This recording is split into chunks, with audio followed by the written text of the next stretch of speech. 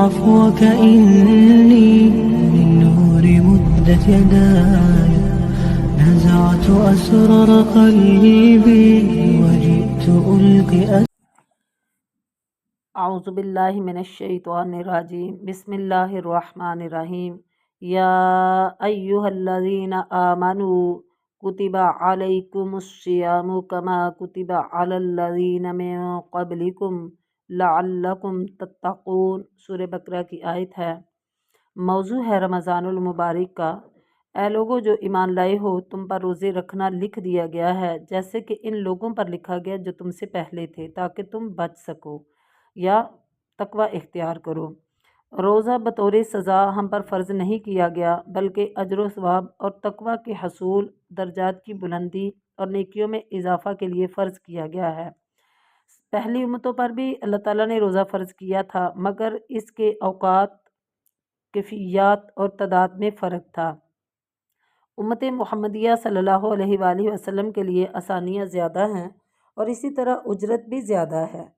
یہ اللہ تعالیٰ کی اپنے بندوں پر کمال شفقت و مہربانی ہے کہ اس نے اس عبادت کے ذریعے ان کو قرب کا موقع فراہم فرمایا اور اس ماہ مبارک میں آسمان اور رحمت کے دروازے کھول دیے۔ نبی اکرم صلی اللہ علیہ وآلہ وسلم نے فرمایا، جب رمضان کا مہینہ آتا ہے تو آسمان کے تمام دروازے کھول دیے جاتے ہیں، جہنم کے دروازے بند کر دیے جاتے ہیں، اس میں سے کوئی دروازہ کھلا نہیں ہوتا، اور جنت کے سارے دروازے کھول دیے جاتے ہیں، اس میں سے کوئی دروازہ بھی بند نہیں رہتا، اور جہنم کو کوئی دروازہ کھلا نہیں رہتا، اور شیاطین کو زنجیروں میں جکڑ دیا جاتا ہے۔ دوسری روایت میں کچھ اس طرح ہے، پانچوں نمازیں جمعہ سے دوسرے جمعہ تک، رمضان سے دوسرے رمضان تک ان گناہوں کا کفارہ ہیں جو ان کے درمیان ہوں۔ ساتھ شرط یہ ہے کہ کبیرہ گناہوں سے اجتناب کیا جائے۔ ایک مسلمان کے لیے یہ سنہری موقع ہے رحمتیں سمیٹنے کا، خیر کو جمع کرنے کا، گناہ معاف کروانے کا اور جنت میں جانے کا۔ نبی علیہ الصلوۃ والسلام نے فرمایا، روزہ ڈھال ہے، اس کے ذریعے بندہ جہنم کی آگ سے بچ جاتا ہے۔ نبی علیہ الصلوۃ والسلام نے فرمایا، روزہ ڈھال ہے، اس کے ذریعے بندہ مسلمان جہنم کی آگ سے بچ جاتا ہے۔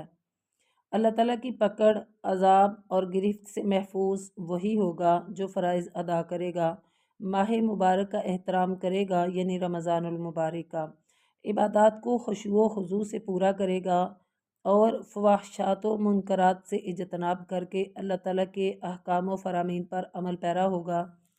روزہ جہاں مسلمان کو اللہ تعالیٰ کی پکڑ سے محفوظ رکھتا ہے اور گناہوں سے ڈھال بن جاتا ہے، بالکل اسی طرح آزمائش و امتحان کے موقع پر کفارہ و چھٹکارے کا ذریعہ بن جاتا ہے۔ نبی علیہ الصلوۃ والسلام نے فرمایا، صحیح بخاری کی روایت ہے، آدمی کی آزمائش ہوتی ہے اس کے بچوں کے بارے میں، اس کے مال اور پڑوسی میں، ان کا کفارہ نماز، روزہ اور صدقہ ہے۔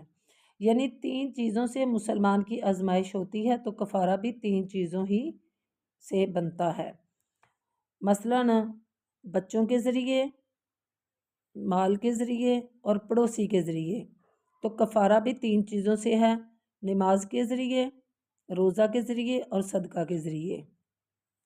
تو ان کو باقاعدگی کے ساتھ ادا کرنے کا اہتمام کیا جائے تو انسان آزمائشوں سے بچ جاتا ہے اور اللہ تعالیٰ کے حفظ و امان میں آ جاتا ہے۔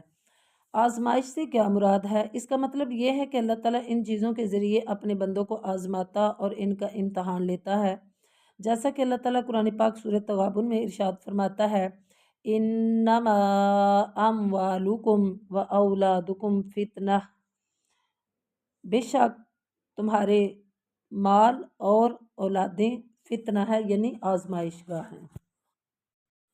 اولاد کے مسئلہ میں آزمائش یہ ہے کہ انسان نے اپنی اولاد کی تربیت کیسی کی ہے، تعلیم و تزکیہ کا کیا اہتمام کیا ہے، ان کی جائز ضروریات کو پورا کیا ہے یا نہیں، ان کو اللہ تعالیٰ کی توحید سے آگاہ کیا اور اس کے احکامات پر عمل پیرا ہونے کا کہا، اور کیا نماز کی ادائیگی اور دیگر فرائض کی تکمیل کا پابند بنایا ہے، یعنی اپنی اولاد کو کہ وہ نماز پڑھے، روزے رکھے، یعنی اپنے پاس زندگی میں جب مال آئے تو وہ اس کی زکوٰۃ ادا کرے اور اسی طرح حج عمرہ کرے، یہ سارے فرائض اس کو سکھانے ہیں۔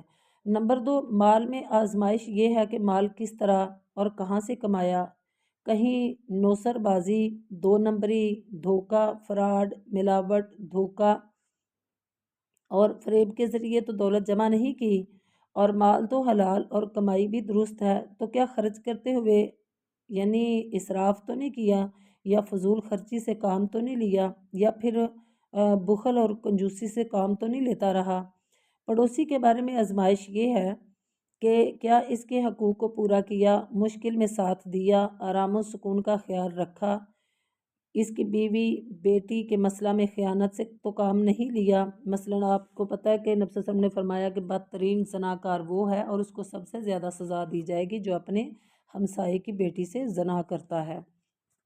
اس کی وجہ یہ ہے کہ ہمسائے کی یعنی اس چیز کی خبر ہوتی ہے کہ اس وقت اس کے والد اس کے وارث گھر میں ہے یا نہیں۔ تو اسی طرح یعنی پڑوسیوں کے باقی تمام معاملات میں بھی ان کا خیال رکھنا، یعنی ان کو بے سکونی نہ دینا۔ اگر محلے میں کوئی بیمار ہے تو یہ نہ ہو کہ اپنے گھر میں اس طرح وہ شور شرابہ اور اسی طرح وہ یعنی آوازیں نکالے کہ یعنی ہمسایہ جو بیمار پڑا ہوا ہے وہ مشکل میں پڑ جائے یا پریشان ہو جائے یا مزید بیمار ہو جائے۔ اسی طرح اور بھی یعنی آپ سب کو پتہ ہے کہ ہمسایوں کے بہت سارے حقوق ہوتے ہیں جن کے اندر ان کو پریشانی میں مبتلا نہیں کرنا چاہیے۔ تو اسی طرح ہمسایوں کی بیٹی کے ساتھ یعنی خیانت کرنا یہ بھی بہت بڑا گناہ ہے۔ عدم موجودگی میں چوری تو نہیں کروائی، یعنی اگر ہمسایہ گھر میں نہیں ہے تو موقع پا کر چور کو بلا کے اس کے گھر میں چوری کروا دی جائے۔ خوشی غمی میں معاون و مددگار ثابت ہوا تھا یا نہیں، اس سلسلے میں اگر کوئی کمی رہ جائے تو مذکورہ بالا تینوں نیک اعمال اس کے لیے کفارہ بن جائیں گے۔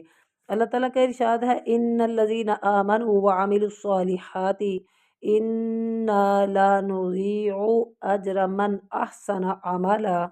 سورہ کہف کے اندر ہے، بے شک جو لوگ ایمان لائیں اور نیک عمل کریں تو ہم کسی نیک عمل کرنے والے کا ثواب ضائع نہیں کرتے۔